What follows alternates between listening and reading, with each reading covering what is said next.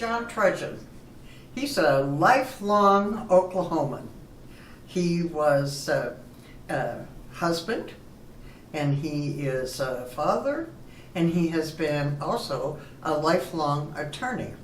And he's practiced law in Oklahoma most of his adult life, except for the few years that he was in the service, which we'll also talk about, which was very interesting for him.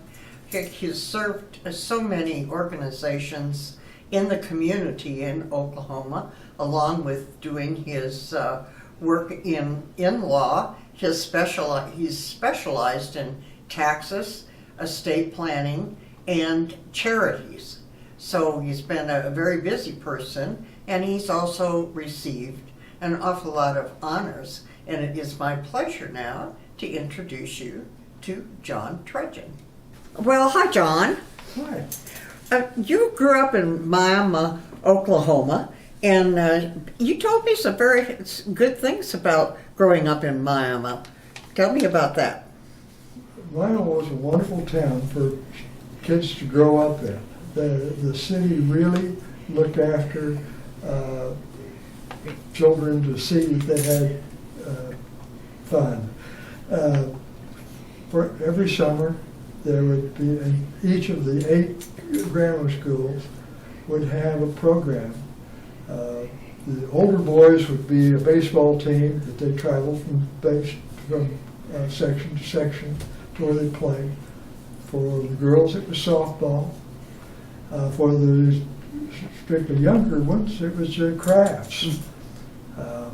And that was wonderful for us. And then they would do things like having kite contests where the kids would make a kite and they would all fly them in the same field. And of course there were 5 or 6 different kinds of kites that were presented. Well, you have fond memories of your hometown, and that's good. Did you have siblings? I have one brother who's 7 years older than I am, Charles. He was a dentist in Tulsa. Okay. And then after high school, on to college. Where was that? That was the University of Oklahoma. Okay. And You started out in engineering. I started out in engineering, or thought I was, and I didn't do so well in math, so I gave that up and moved to the business school, where I first majored in accounting. You can reach it. Even after you didn't like the math. But what did you end up? The math was a problem why I got out of the engineering school. So what did you end up undergraduate with? Undergraduate, I finally ended up with a degree in, I'm not sure whether it was accounting or in investments. I think it was investments. Okay, all right.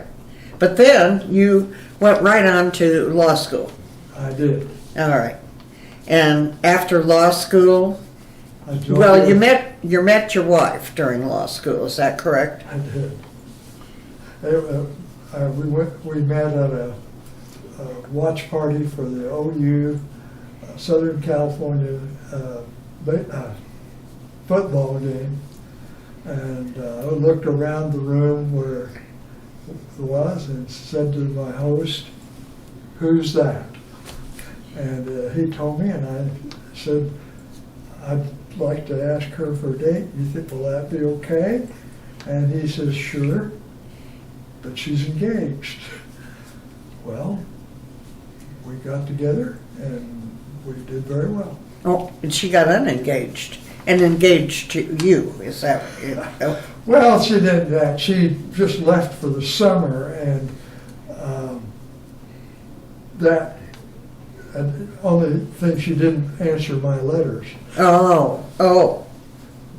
Well, you got your girl anyway. Yes. So then after that, you decided that maybe you needed to investigate service. Is that, why was that? Well, a big cause for that was the draft of the military. I knew that based upon my age, I was probably pretty high on the list. And I preferred to go into the Air Force and be a judge advocate. Right. So I applied for that, and lo and behold, I got accepted. Now, this is during Vietnam. This was kind of- Vietnam, at the height, as I recall. So I did that, and then I went to then I got my call from the draft board. So I went to the draft board and said, it's your guys' call, but frankly, I would rather be a judge advocate than a soldier. And they accepted that, and I got to go into the Air Force. And So you spent the next 3 years with your wife over there in England. we had a good And time. what did you do as a JAG officer in England? Well, okay, what we have for the troops in England is we had two command groups. One was what was called the 3rd Air Force, which dates back to World War II, and the other was a different command altogether that had to do with the fact that it was a completely different kind of activity. There wasn't even a runway on the Air Force where I was stationed. Oh, And so I got there and immediately got assigned to sit in on a case, and I just went around. And Sandy came the day after. okay. So they put you to work right away. It put me to work right away. Well, what about the young man didn't you defend a young man who had been in an automobile accident? And Yeah, we had one case that was a vehicular homicide. He hit someone in the car, and he hit them in a crosswalk, which is even worse. And so he was going to be tried before the upper trial court, which is just like it is on TV, with all the ribbons and coats and wigs and everything. It was a lot of fun to go and see the pomp and circumstance. But my job was to just there to observe. oh, And I was not allowed to speak to anybody about the trial. I was just there to observe. And at the first break, one of the lawyers came over to me and said, Captain Trudgeon, we would want to call your attention that the justice asked you to come back for a discussion. I said, I'm not allowed to do that. And he said, and the person that was talking to him, he says, no, you don't understand. He said he wanted to speak to you. I said, oh. And so I went in to see him, and I explained to him that I could not take any role in the trial. And he says, well, that's okay. What I really want to know is, what's the Air Force going to do with him as a result of this case? And I said, well, I don't know. I can't tell you if I did know. But I can tell you that the Air Force will have its own day in court regard. And he says, that's what I wanted to know, and he got a very light sentence. Okay. Well, the magistrates in England have a lot of authority. Yes. As I say, there are a low-level judicial Sort of like system. the justice of the peace Like system. the justice of the peace, but you would sit in a group, where there would be maybe 3, maybe 5 Okay. magistrates in a case. And they had an advisor who was a trained lawyer, in our words, who was he was their advisor, and they could take his advice or not. So they had complete control Autonomy. over what happened with that trial.